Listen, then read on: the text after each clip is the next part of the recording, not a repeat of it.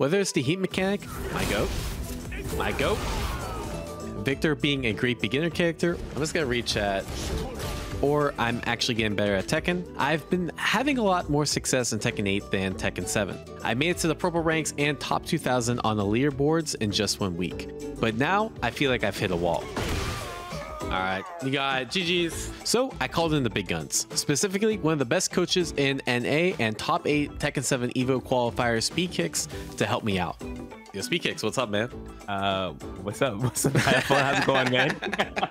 So me and Speedkicks talked for like 15 minutes about what I thought my strengths and weaknesses are, and honestly, it was kind of boring, so we're gonna skip ahead, but I want to give you a quick summary. So what I thought my strengths were was that I use Victor's key moves really well, so such as While Running 2, Down Back 4, and Helmbreaker, and I think I'm really good at stopping people that mash, because everyone at low ranks loves to mash. See? I thought my weaknesses, honestly, my defense is really bad. You know, I can't tech throws, I can't wake up. Bro! And I don't think I used enough of the moves on the move list. And this is part of the value that Speedkicks brought, was he helped me narrow my focus on what I should improve upon. That's standard. That's like a standard new player issues, I guess, right? You're just still figuring out the game, figuring out your character, figuring out your opponent's characters. Yeah. You have a general understanding, I guess, of how, like you said, to stop mashers, how to use the heat mechanic. Basically, you brought in all your fighting game, like your anime fundamentals into Tekken, right? You can use the meter management, you can stop mashers, but the actual Tekken part of it, where you have to use like the 3D movement and the unique Tekken mechanics, and like learn all the matchups and stuff, it's a little bit of a problem. Yeah. Okay, that's good. That's a good breakdown, I think. So now I think it'd be really helpful to accurately see the gameplay, so we can like start talking about specifics. All right, sick. Anything in particular you're trying to see, or? I just want to see a ranked match. I want to see you when you weren't thinking about like, oh, this gameplay is going to be watched by someone. I want, so that's the issue with like live coaching, I guess. Yeah. Is that people start playing differently when they know they're being watched by a coach. Let's look at something kind of close-ish. The Jin. Oh yeah, we can look at this. Yeah, there we go. Okay, that's perfect. Like normally, like when I play like a 2D game, I kind of like go in with the mindset of like, against this character, I'm gonna do this move more, I'm gonna do this move less. Again, in Tekken, I'm like, it's the same game plan for every character. It's like, I'm gonna get space, I'm gonna do While Running 2, and I'm gonna activate heat, I'm gonna do mix. And sometimes While Running 2, my goat, While Running 2, my goat. Just trying to catch the mash there. He did his While Running move before I think I did my While Running move. And yeah, like I said, my wake up game can be either back or side roll. I do use Victor's throws a bit. I know that Victor's throws are bugged. Oh, that's also my goat. So anytime I activate heat, half my damage comes off Helmbreaker. Yeah. So that's the thing. Like I'm getting knocked down. I just kind of like rotate my wake up. So like last time I stayed down. That time I tried to like side roll. Oh, I tried to mash armor there because I didn't know the frame data. One thing I don't think I use a lot is like wake up kicks, because I feel like every time I do it, I get punished. But like when I watch like higher level players, they still get away with wake up kicks, and I don't like understand why.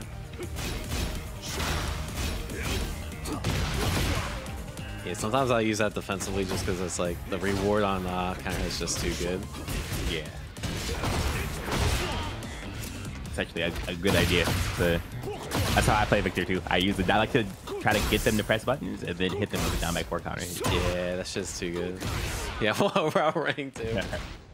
So the thing you're saying about the wake up, right? Where you're talking about people getting away with the get up kicks, or just wake ups in general, right? There's like a general, I guess, logic when it comes to standing up in this game. If you stand back up, you can stand back up immediately into a pressure situation. If your opponent has an ender that leaves them in an advantageous like wake up state, they're sort of pressuring you to either quickly stand up into something that they can beat you up with. But what usually happens is, like in higher levels, you'll see people stay on the ground first, just to see if you try to immediately rush to catch the tech roll with some more pressure. You know, you kind of have to do that a little bit preemptively if you want to make your opponent tech into some offense. You have to like kind of be doing the move as they're getting up. Yeah, because like sometimes I'll do like preemptive While Running too, just in case they tech roll. But then if they stay down, I think it whiffs. The idea is that you know your opponent's going to go for that preemptive pressure. You stay on the ground, you wait for them to whiff above your body, and now you have that frame advantage to work with, right? So you can do the get up kick. Then there's that little mind game of, will I do the get up kick or will I not? And then you can stand up for free.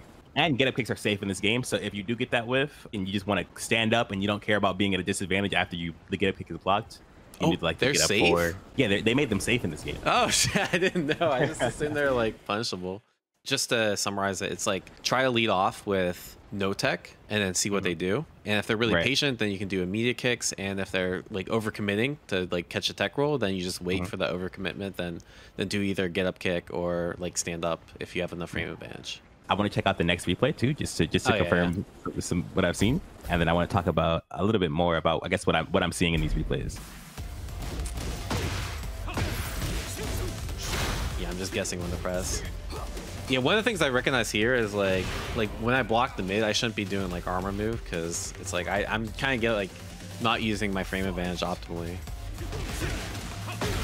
Also, I feel like if I don't tech in the corner, like yeah, I'm just getting mauled on wake up. But I feel like if I do no tech in the corner, like they just like keep doing like resplats and shit. So that kind of scares me. I don't know if I'm guessing like no tech's better like mid screen than the corner or something. Right, exactly. And then, but also tech pro can get, generally speaking, getting knocked down in the corner is more punishable for both options. Yeah, right. That was a bit of a rough one. Play the next replay. That was kind of bad. You didn't get much there. That's fair. That's fair.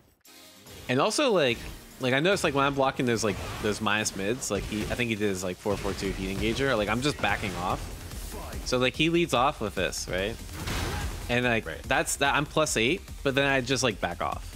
And so like in other fighting games, like if it's your turn, you take your turn most of the time with usually something pretty aggressive, unless you're trying to bait like a reversal. But here it's like if I check him, one, I don't really know what to check with, but like it should catch most things that he would try to do. I feel like in a lot of these situations I should be more aggressive. I just don't know like what to be aggressive with, so I just like back off.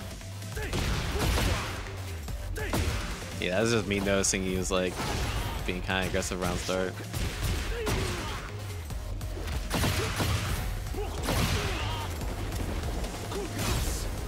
I think I went for throw. Yeah, if like the throw worked, I'm gonna probably keep doing it.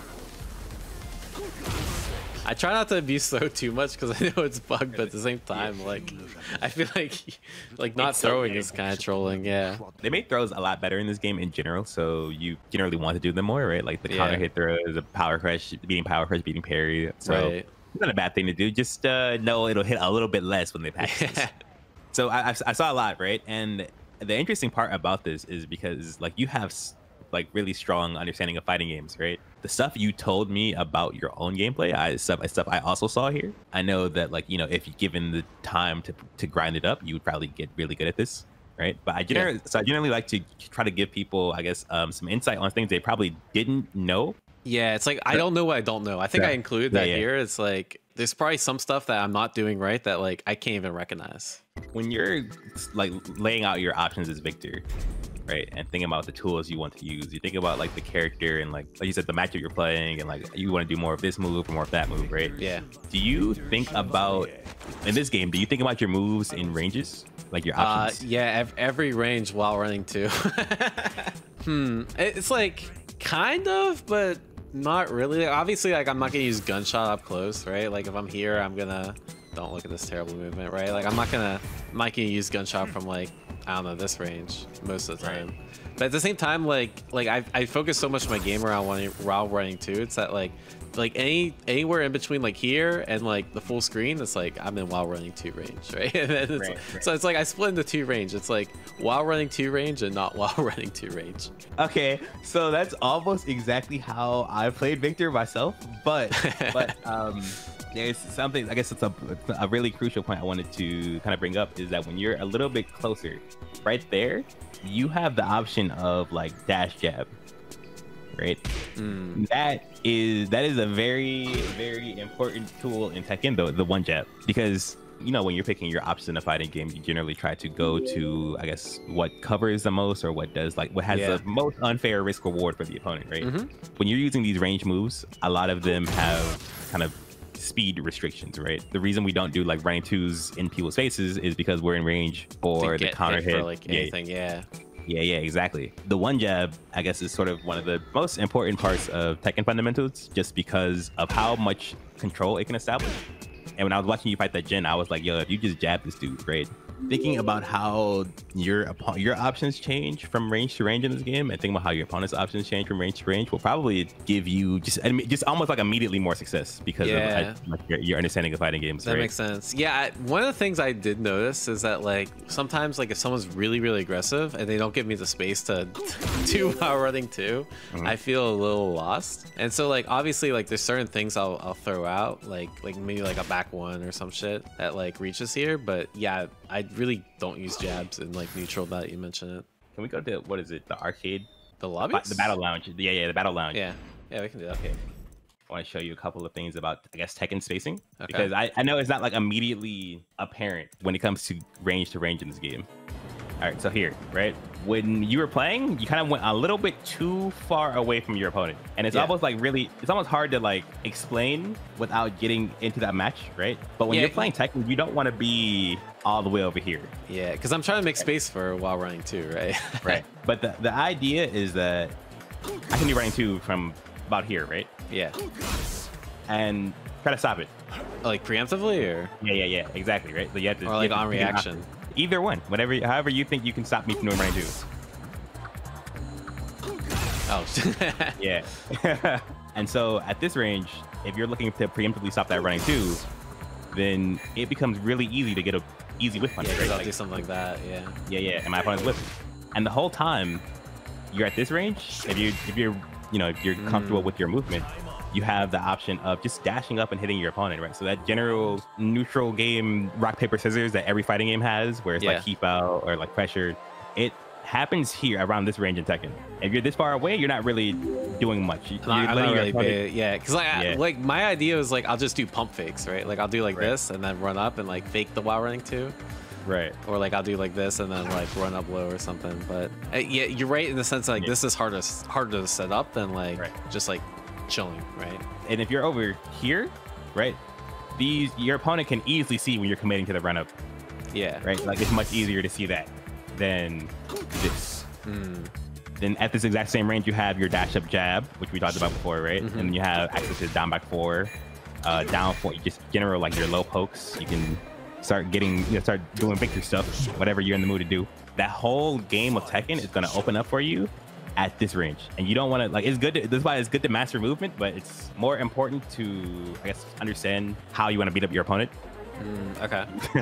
Right. You want to know. I want to be here, and if he keeps me out, I'm gonna get that nice whiff. If he does a move that reaches that far, I'm gonna sidestep it, because this is usually where you see people sidestepping. You see a lot of pro players run up to this range and they'll start sidestepping. Oh, okay. Just to like bait like a keep out or something. Yeah, exactly. So stepping into this range of like this range where the kind of the Tekken goes down and getting your side steps out, it will make you more like the attacks that come out are more likely to be linear at this range, right? That's where the running moves come out. That's where the Gen 4-4-2s come out. I see. Try to fight my vector right now, right? Okay, I'm here. At that. See, jab to stop the keep out, or the run move. Nice. I usually have that, right? Yeah, because I guess jab, so I was gonna do down back forward, right? Oh, nice. And I told you what I was gonna do, so you know, I gave you too much information. Your next move. Yeah, I should misled you. My bad. And there's the jab, controls that range a little bit closer, right? And then we're here, and you always have to worry about just I see the jab. Move, right? Jab's definitely coming in clutch. And then I have that. So the entire game sort of opens up for you to like kind of create. Oh, that's good. Sidewalk. Yeah, that's clean. Okay.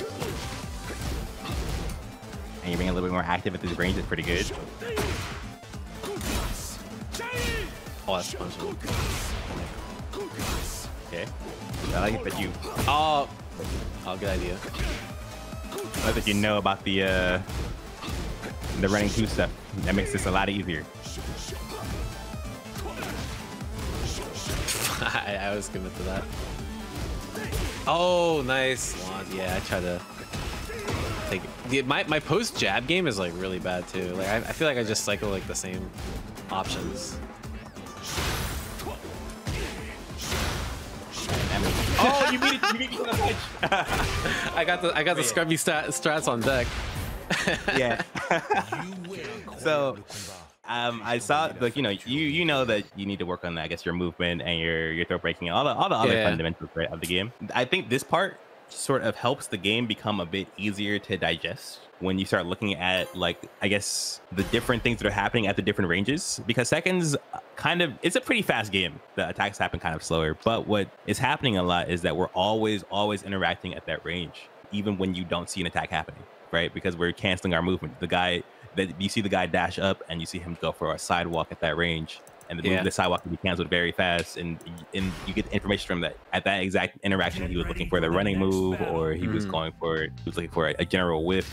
So you get information from that, and you move on to the next one, and like on to the next one very fast, I guess, like transition from option to option in the neutral. Yeah, it's like so fast sometimes that like I just kind of like tunnel vision on like 1 or 2 moves. After this, I was tunnel visioning like jab throw, right? And you took advantage of that by like doing the down back two or down forward two to like interrupt that. It's like, oh, that was smart. Like, because if I was mixing that up more, like shit like this or like this, like sometimes I just don't know my options. So for like example, like after a jab, like I'm really not sure what to do other than like jab, like basically like you saw in that match, like I do jab, jab throw, or like jab down forward one, and like I feel like there's a lot more options I could be using there. I just don't know like what, for example. Generally, I guess I have the right idea. The jab is so strong because of the it's just a frame trap on block, right? Yeah. Like they can't actually challenge back. You basically have free reign to do whatever you want to your opponent after that one jab, if you know for a fact they're respecting the jab. Yeah, that's true. The reads that come after the jab are sort of contextual. If you just jabbed him out of his forward dash neutral, he's going to react a little bit differently than if he was just back dashing and you ran up and jabbed him, right? Oh, true. Yeah. Because once they're gonna be more ready for it. When I play Victor, I really like just ducking in people's faces because because like the full crouch. Yes, that low is so good. Why is this low so good? I actually don't use this very much. It comes out pretty fast for a full crouch low. Usually full crouch lows have a little bit more of like a visual indication, but that one just kind of comes out. That's why it's launch punishable. So like I don't get like why would I go full crouch when I can like do this, which is like safer, not safer, but like I have like better mids like when I'm non-full crouch, right? Because if I want to like launch you here like from full crouch, I have to do this, which is like launch punishable, but I can do things like while I'm standing that like aren't launch punishable. So I never got like what's the point of going into full crouch and like mixing up people. So you know how I said there's no visual indication on the full crouch low? Yeah. It's a block timing thing. It's not exactly a reaction to a low, but they react to the startup of anything with the decision they want to make. Right? Oh, I see. Because this is slower, so it's like they can just like they see Victor do something and they're like, all right, let me fuzzy block low or something. Exactly. So they have it in their head. This guy's about to go low, and then they look, and then they can react to your attack, your character doing anything and blocking the low, right? So we do a lot of things to sort of mess with each other's, like, I guess, reactions and timings, and the full crouch transition is one of those things. Generally, because I believe in, I guess, your ability to break down a fighting game, I wanted to help you get more of a vision of how Tekken feels, like what it looks like. Okay. Normally when I do a coaching session, I end up telling people, okay, like these basic things, you see the fundamentals, and then I'm like, hey, this is how you would practice this, right? I showed them how to do throw break practice, I showed them how to do movement practice, but I know if you wanted to practice your movement, you could get it good immediately. So I don't know about immediately, but not immediately, but you know the practice. You'd go into practice mode. Yeah, I know what to do. I just So I figured what would help most here is just giving you a better vision of high level Tekken and sort of insights as to what people are doing. I think even just the shit like I could feel in that match like not doing dash jab, like that shit helps so much. Like yeah, and you'll start to see that you're playing games from different positions.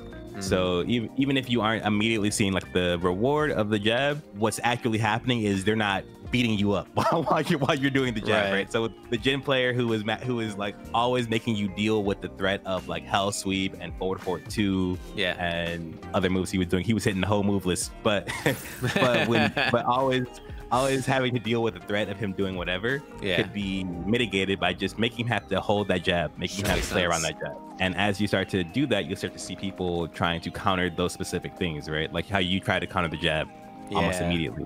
That opens you up, right? That opens them up to get killed by other things. So sometimes, a lot of the times, you'll start killing people for things you had no intention of killing them for, right? Like you were jabbing, you were looking for your control to like do your running move and all that stuff, and just poke at them. And then this guy is like freaking out, and he's like mashing hop kick because you're jabbing him. And now it's a free whip. You can punch that. Yeah. Okay. Exactly. My takeaways are check more mid, right? Dash one. Just that is really helpful, and then kind of like the wake up stuff we talked about. I think you breaking it down really helped me, and I'm definitely gonna use how I say, like stay on the ground wake up kick way more, especially now that I know they're safe. Where I thought they're punchable the whole time. I'm guessing you don't use spring kick much. I never see top players use it much, and like since spring kick's punchable, I'm guessing it's not like as worth. Yeah, spring kicks are very fast, but they're super risky. So usually, if you see up close, they're launch punishable if they're blocked on. Like, I was wondering why you'd use it. So just because it's faster than like a mid kick or something. Yeah. So it throws off the timing. People will like how we talked about, staying on the ground and doing the get up kicks and stuff like that. People will have all of these timings set up specifically to avoid anything bad happening to them when they go for their O-keep. Yeah. And sometimes a spring kick, a surprise spring kick at the end of a round in a close tournament set will throw people off. So you'll see it happen sometimes, very rarely though, and it's very risky. I feel like I have like 20 things to work on. So like, in your opinion, like what's like outside of those 3 things, which I think are implementable right away, like what do you think I should be focusing like on after that? You know how we talked about holding that kind of that specific Tekken range, right? Yeah. You'll learn a lot of the game through this if you just, as you play the game and you try to maintain that range, because you'll start to see when your opponents choose to dash forward and you'll start pressing your buttons that you think are good for keep out, you'll start responding to dash guards with single jabs, as opposed to just going for a big keep out launcher. You'll start seeing, okay, when we're in this range, he goes for like this linear move immediately. I can start to sidestep this. As you're working on these things, it'll start all coming into your game as you focus on paying attention, like getting to that range and just paying attention to what options your opponent's picking and like trying to connect the dots, right? Like what option is good against this at this range. And the game will start to feel like it makes more sense as you fight people. All right, awesome. I think that's a lot to work with, and I really appreciate it. So anything you want to say to the YouTubes? You shout yourself up, wise words of wisdom.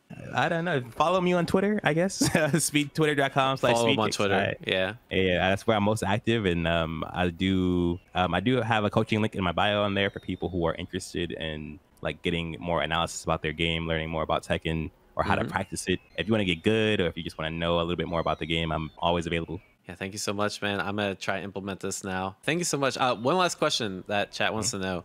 What do you think about my custom outfit? I think about your custom, bro. What's with those horns, man?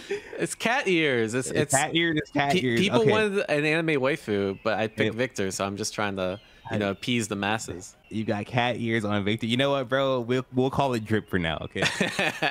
Hear that, guys? Speedkicks approved. All right, seriously, thank you so much, Speedkicks. Definitely really appreciate it. And yeah, take care, man. Wow. Thank you so much. Wow, thank you so much, man. All right, that was sick. That was a lot of fun. I feel like I learned a lot. It was so funny that like he told me about the run up jab, and like it just like everything kind of clicked, So I'm definitely excited to try that on a match. So I guess second part of the YouTube video, we'll try this out on a match and see if I get smoked or not. Oh my god, the jab actually worked. Yeah, that's like definitely what the fuck I was missing, bro. Except my options after jab are still shit.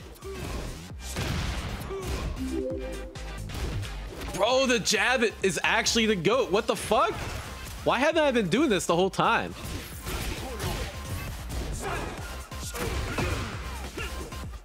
Oh, I still like don't time my wake ups right though.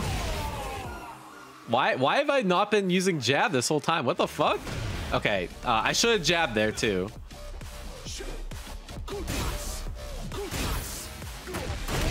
Let's go. Okay, bro. I already feel better. I already feel better at this game, bro. Poor guy having to play me after Speedkicks coaching. See, I checked after minus there. Oh shit. Ah, good block. Fuck. Oh, I need to rotate my... All right. I keep forgetting. There's only so many things I can focus on in one match. Yeah, okay. Yo, thank you, Speedkicks, for that one, too. Nice.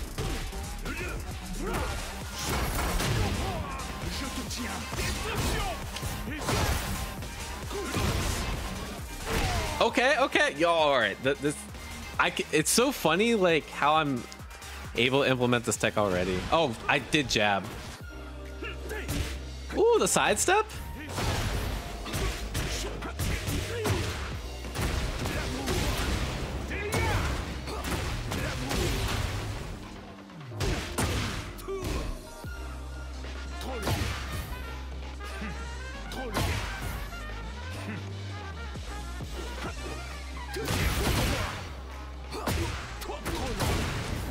It feels so easy, like when people give me the space to do my stuff.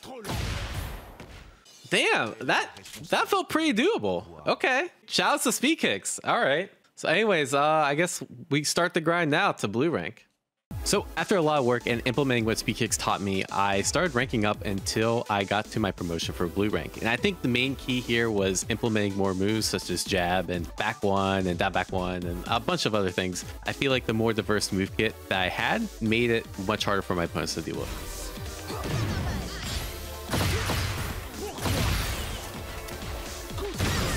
Let's go. Ooh, I played that a little clean. I'm not gonna lie. This is the easiest thing I've ever done in my freaking life. Finally, bro. Anyways, guys, like, share, subscribe, and take care, y'all. Peace.